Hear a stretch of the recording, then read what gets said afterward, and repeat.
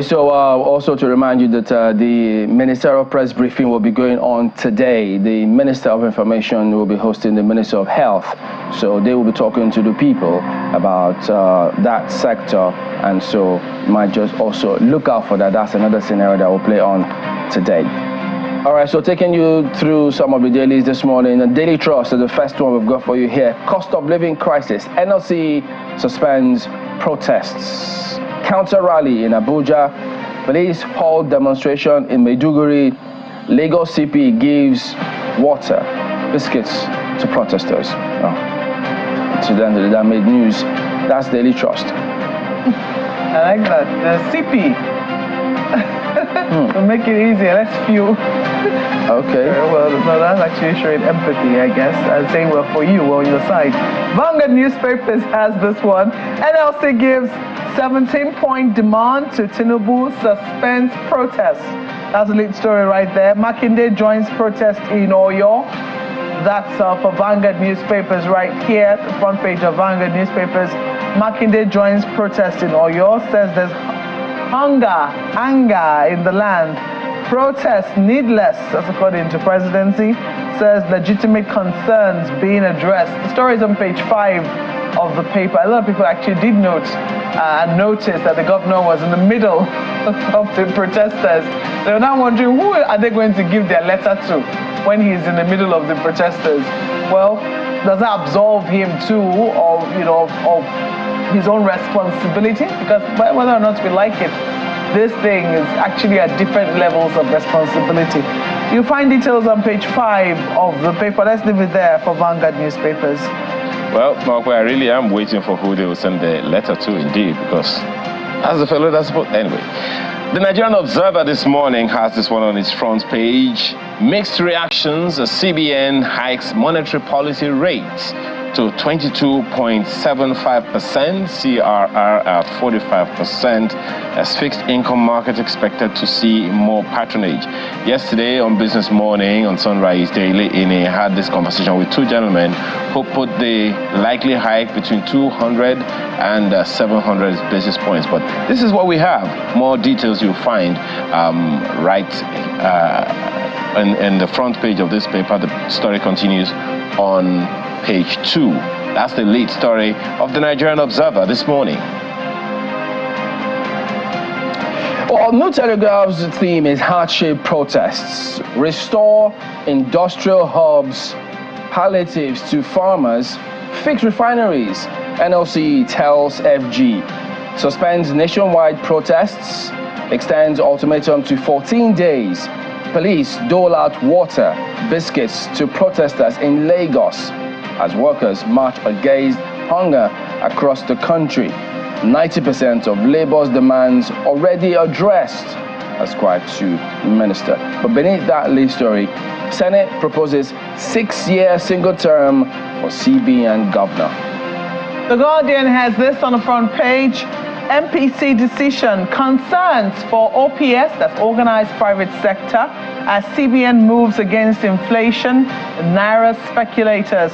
They also have a photo splash of the different protests that happened in different parts of the country yesterday. That's right there on the front page of the Guardian newspapers. You also see Senate begins probe of Buhari's government.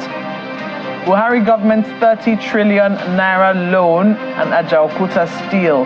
That story is on page 3. Leave it there for the Guardian newspapers.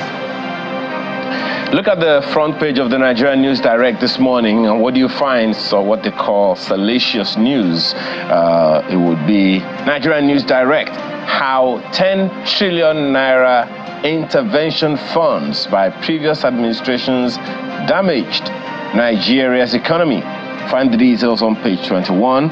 Of course, that story is ascribed to the governor of the central bank, as CBN raises benchmark interest rate to record 22.75%.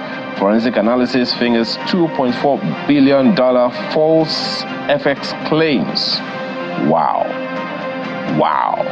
But that's the lead story of the Nigerian News Direct this morning. Well, how about Business Day? I mean, since they talk economy there, well, Business Day also focuses on a similar narrative. Naira strengthens as CBN moves to stabilize the economy. Well, that happens to be the big story on the front page of Business Day, as they so describe it, and then raises MPR to 22.75%, CRR to 45%. But I also remember that I heard him say very clearly to banks and all the other institutions which they regulate that they're entering the era of regulation. So we will certainly be holding the CBN to that. You know, it says, well, some of these regulations have already been in place, but you know, enforcement has always been a challenge. So we'll see how it is that they continue to hold these institutions accountable. This Nigeria is right up next, and you see right there, hardship. NLC suspends nationwide protest, says objective has been achieved as workers in Sokoto, Osun, Edo, FCT, other states join rallies. Drama as police provide water, soft drinks, biscuits for Lagos protesters. I wonder what the drama was. They must have been pleasantly surprised. Yes, I guess that's what they certainly didn't see it coming. And perhaps, you know, the CP Lagos is certainly showing other CPs what exactly is expected for them. You're expected not just to protect the protesters, but, you know, also perhaps extend the hand. After all, if NLC is protesting and on behalf of Nigerians, policemen too are Nigerians, aren't they? They are. They just cannot protest. I mean, I'm sure that whatever is happening in the country also affects them as well. So why not show their own solidarity by saying, while we cannot protest, this is what we will use to support you. Give you fuel. Well, so that's the thing. Fuel. Fuel for what? Fuel for what? To come up again tomorrow? The same venue? Well, they've suspended the protest. With this kind of fuel, people will look forward to another kind of... It's not jollof rice. It's a fuel. It's not petrol either. You know, the situation of the economy, biscuits, water, anything could go a long way to several people. You never really know. Yes, why not protesters who are, you know, getting their voices heard on behalf of Nigerians? They need fuel to speak. You know, speaking about which, one of the things that also stick out to one of the dailies here as Daily Trust is not a big lead on the front page compared to the banner headline you see on the front page of Daily Trust. Just beneath that one, where you see Army Court Martial's 1 officer, 16 soldiers over gun running in Jos. And you know, these things are all connected. We've talked about the cases, confirmed cases. The former Attorney General, Commissioner for Justice in Akwa Ibom also did say that copiously on the program several times, how they had tried some security officials who were guilty. They were eventually found guilty of supplying arms to robbers, aiding and abetting. Clear case, an established case here. So when you see some things go on in some states, you know that you have to look wide in terms of who is responsible, what's going on, and the impact. Farmers can't go to farms. And when farmers can't go to farms, food crisis. So all of these things are never in isolation. They're always connected. Indeed. So it's important we keep our eye on the ball. Yes, and not get carried away with several other things. Of course, government is there to ensure that they've addressed all of these challenges, but ensuring that these kind of things don't go unnoticed or they don't get a slap on the wrist is hugely important. Extremely important, Chamberlain. Another thing I'd like to just highlight here on the front page of the Vanguard newspapers. Yes, they've talked about how the MPC held finally yesterday. I would advise every single person who is enlightened enough to try and watch the brief of the MPC that was hosted by the CBN yesterday. A lot of things came out in that brief. Don't forget that the MPC has not held since July last year. So this is the first time we're getting to see it in about 8 months.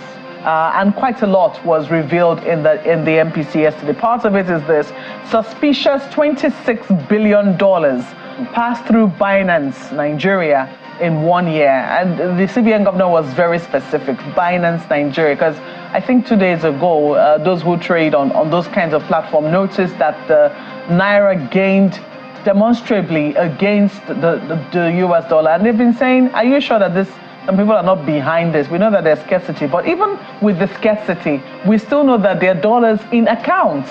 in people's accounts and also in systems directly not controlled by the Central Bank of Nigeria. And it does appear that the CBN has a handle on that now, for them to be able to say that $26 billion, not naira now, $1 billion suspicious, passed through this. And not only that, they also talked about how, you know, in the last year, the CBN intervened with about 10 trillion. He says he's not talking about ways and means. 10 trillion naira interventions into the Nigerian economy. I'm not talking ways and means, those were his words. And he said, what is the biggest budget? Or what is the budget of the biggest state in Nigeria? What was the budget of the Nigerian government? It only tells you why we're where we are. Too much liquidity in the Nigerian system. It's like too much candy. We're like children in a candy shop. And when you eat too much candy, what happens? You suffer from diarrhea. And when you suffer from diarrhea, when you're about to get cured, what happens too? You know, pills are usually not the most pleasant to swallow. So this is where we are. I would say again, if we are able to, let us watch what transpired on the floor, or what happened, you know, at the MPC review yesterday, or the MPC briefing yesterday. The CBN governor spoke extensively, but I think it's also important to mention that while it is, we appreciate that, you know, the CBN staff will try and do what they need to do with media to ensure that everything is orderly, you know, around, you know, media and how they ask questions. Can we also say that it is an opportunity, it's a very rare opportunity for media houses to get to speak with the CBN governor? Can they stop censoring questions? You know, that is the part that just beats me. It's I don't know why they do all of those things. They think if they prevent authorities or you ask them questions, look, from the way the CBN governor looks, he looks like one who wants to address issues and speak to those kind of issues. So why would they censor all of this? It doesn't make any sense. It doesn't. Because the people just need to get their questions answered. The people need to be heard. So if they keep doing that, anyway, I think we'll ask Prof this morning, because I mean he's going to join us today. So I'll just keep a gunpowder dry. We'll go to that one with you. So Ayo. Well, thank you, Chamberlain and Mokwe. I'd have loved to stick with what you're talking about. Yesterday, when we engaged Dr. Binder, you remember he kept hammering on communication. And at the heart of communication is engagement. And there is no engagement if you do not talk to people and you get feedback from them real time. Responding to people, not reacting. Because that's what government officials do most of the time, not reacting to people, but responding to them. And part of the response that I'm expecting is what's going to be the response of governments at various levels to the labor protests that has been suspended. Look at the front page of the Leadership newspaper when it says that the protests, labor protests grounds states. Exactly how did that make the states feel? Yeah, I mean, thank you, Mokwe, for highlighting the fact that the governor of Oyo State joined in the protest himself, and he said there is hunger in the land. Amazing. So, Oyo State is an agrarian state, it's an agrarian community. So many communities in that state capable of producing food for the nation. So, is there any plan in place?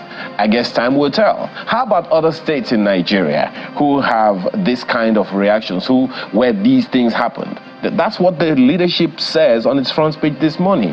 Hardship, labor protest grounds states. How did it affect the economy of each state? Well, thankfully it was, it was largely peaceful. And thank you, Nigeria Police, for the work that you did to ensure that it didn't get out of hand. And thank you, NLC, for agreeing to suspend the strike. But dear Lagos, their governors all across the nation, where are you? What is happening? We want more states. We have heard Lagos State. We have heard Niger State. What of other states where these protests are? We know there is hunger in the land, and everyone agrees, at least a good number of people agree, that these are painful decisions that it has been said. Every presidential candidate said they would remove fuel subsidy and they would do some of the things that this current administration is doing. Forget about the how. Well, it is important, but exactly where are states? What is the collaborative efforts to be made to ensure that these pains do not affect people too much? It will affect, but can we ameliorate it? the estate governors, again, I make this call. It's back to you, Chamberlain. Yeah, well said. I also will hope to at least have a sneak peek at some of these matters as we progress here this morning. So stay on with us because we will be right back.